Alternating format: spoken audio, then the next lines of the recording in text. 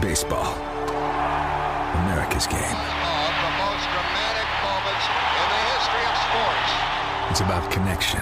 Leaps and makes the catch up against the wall. And now, with Apple TV Plus, Friday Night Baseball comes home. Is this happening?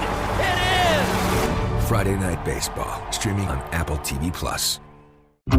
Coming up. They were looking specifically into a structure that seems to be an abandoned shack, but evidence says that there had been some burned out material in the shack and that they were digging in there. For Vault Studios, I'm Reed Redmond. You're listening to The Daily Crime.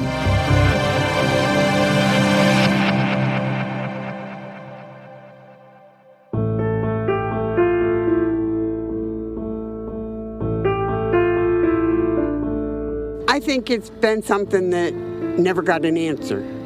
You know, we thought that it would be quick and Tracy would come home and it was just a disappearance. So it will be a relief for the whole community. For 33 years, a community in Pennsylvania has been haunted by the disappearance of 17-year-old Tracy Kroh. Officials say she was going to visit her sister and brother-in-law at Alex Acres Trailer Park just off of Route 147 in Halifax, but no one was home. Instead, Kroh dropped off a barbecue grill and some grocery store coupons on the front steps. That was the last time anyone reported seeing her. It's a case that's remained active over the years, leading up to this past March, when investigators were seen using excavation equipment on a property just 10 miles from where Kroh was last seen. Police continue the investigation at a property in Dauphin County, possibly linked to the 1989 disappearance of Tracy Kroh. And it's not the first time investigators have been out at that very property. Police last came back in the summer of 2019 when they searched for the body of Tracy Kroh using cadaver dogs and digging equipment. So what are you digging for?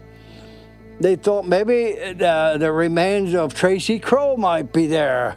Well, they said you can dig all you want to, but you ain't gonna find nothing.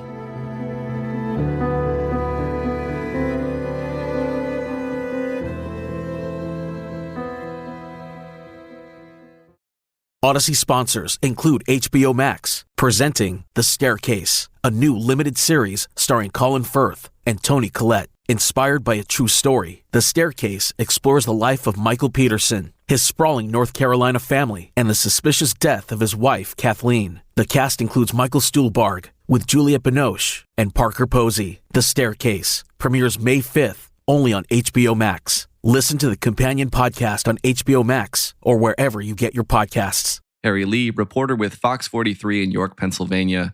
You've been reporting on some updates related to the 1989 disappearance of a 17-year-old named Tracy Kroh. Let's start with this. What can you tell us about Tracy Kroh prior to her disappearance in 1989? She's been described as shy, a studious teenager. She did not have any enemies. She was about to be a senior at Halifax High School, and the principal there described her as an extremely responsible student, and she was on the National Honor Society, and she was a yearbook editor. She was a member of the Future Business Leaders of America. By all accounts, she was a very studious person. So she was last seen, as I mentioned, 33 years ago on August 5th of 1989. Walk us through her day that day. So Tracy had last been at the Alex Acres Trailer Park in Halifax at night, and this was on August 5th, 1989. She had been trying to visit her 20-year-old sister who lived there with her brother-in-law, and they weren't home. She was dropping off a barbecue grill and some grocery store coupons. She left it there when she could not find them. She wasn't reported missing until the next day because her parents thought she had spent the night at her sister's house like she did often. And so it wasn't until the next morning that they realized that she wasn't there. This trailer park where Tracy's sister and brother-in-law lived, it's about 7 miles away from Tracy's home in Millersburg, Pennsylvania. So we're talking about maybe a 10-minute drive. Do we know of any stops that Tracy would have made on her way back home? Yes, so she was seen earlier that night in the town square in Millersburg. She was seen sitting on the steps of a store across the street from the square, and officials say she was also seen using a public phone. She may have been there to see her boyfriend because his parents lived close to that square. And so is that point, that sighting, is that the last time Tracy was seen alive? That is the last time Tracy was seen, and no evidence was found until Well, the next day, her car was found. It was a blue-striped white 1971 Mercury Comet, and that was found at the town square in Millersburg. There was no evidence that it had been broken into. Her wallet wasn't inside, so it seems that she got out of her car and went missing after that. But we didn't find any more evidence for another 4 years. What is it that investigators find at that point 4 years later?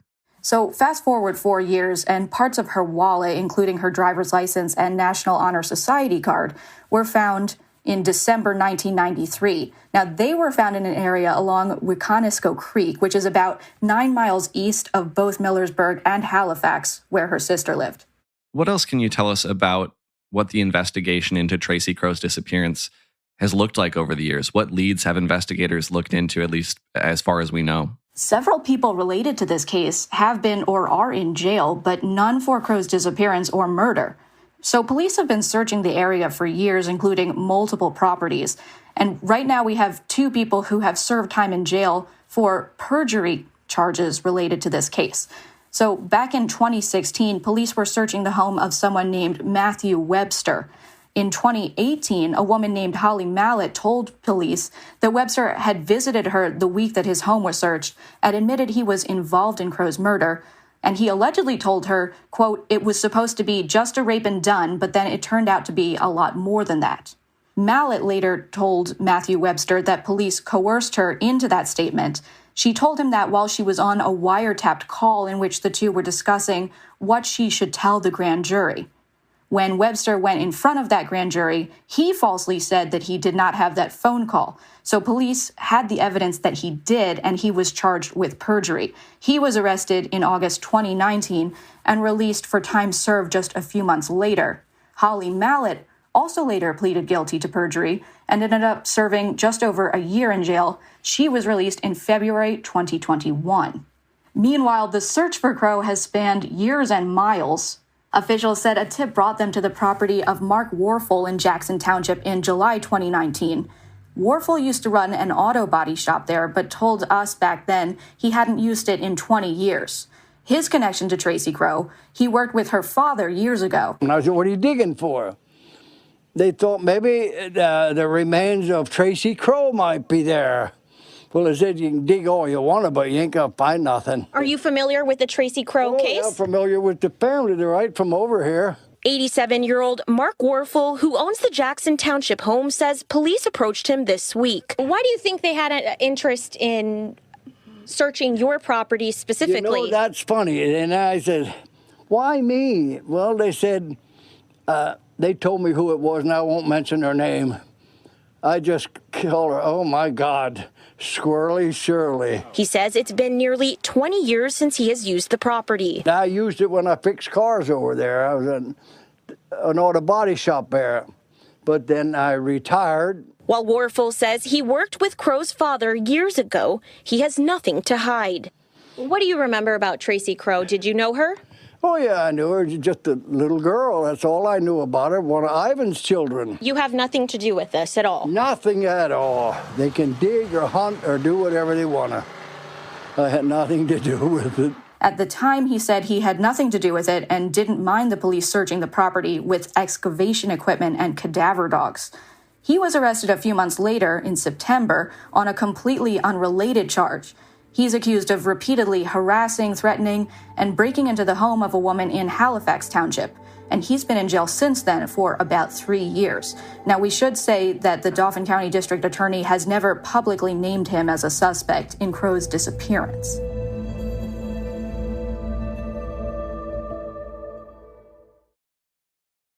At one time, things seemed pretty good for Stephen Howells. The thing that I always remember is his smile. But life would become more challenging for Howells after he started experiencing delusions. He ended up living in a group home just outside of Phoenix, Arizona. But Stephen Howells would never get the chance to leave. What kind of care do people get who do have a mental illness? I'm Erica Stapleton. Join me for Locked Inside, a new podcast from the 12 News I-Team and Vault Studios. And the most recent news here then is that investigators were back out at this man's property in Jackson Township at Mark Warfel's property. Tell us about those latest search efforts. They were seen as recently as early April. They had excavation equipment, and they were looking specifically into a structure that seems to be an abandoned shack, but evidence says that there had been some burned out material in the shack and that they were digging in there. We weren't able to talk to Mark Warfel again as he remains in jail. Now, his case has been delayed multiple times. He actually had a competency evaluation finding that he is not competent for trial, and so his trial is on hold while he awaits another competency evaluation from the state. But he hasn't faced any charges related to this while they're still searching his property. We did talk to the Dauphin County District Attorney, and he could not confirm that the work was related to the Tracy Kroh case, but evidence suggests that it is. There's no other reason why they would have excavation equipment there. So it seems that the case is active and ongoing 33 years after Tracy Kroh's disappearance. Going back to sort of the confusing series of events you laid out involving these two other individuals, Holly Mallett and Matthew Webster, that ended with both of them sentenced for perjury. Do we know if at the end of all that, Matthew Webster was still being investigated or where exactly that landed? Well, it's kind of unclear. The district attorney refused to call him a suspect and said he couldn't further discuss the case because of the ongoing investigation.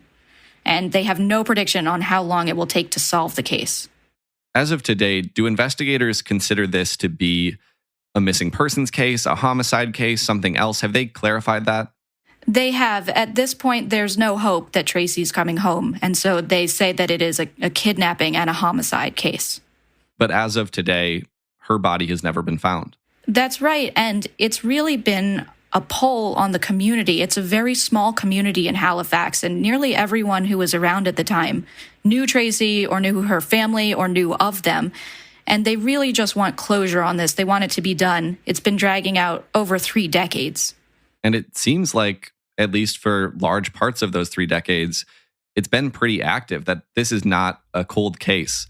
What do investigators think it might take to finally solve it? I think they just have to keep digging.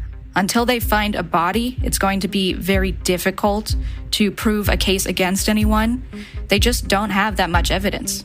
Harri Leigh with Fox 43 in York, Pennsylvania. Thanks for sharing the story. Thanks for having me. And thank you for listening to this episode of The Daily Crime. We're right here with a new one every day of the week, Monday through Friday. So make sure you're subscribed to or following us wherever it is you're listening right now. If you're looking for more podcasts to listen to, you can head over to voltstudios.com for a full list of our shows that includes our weekly podcast, True Crime Chronicles. That'll do it for this one. Until next time, for Volt Studios, I'm Reed Redmond.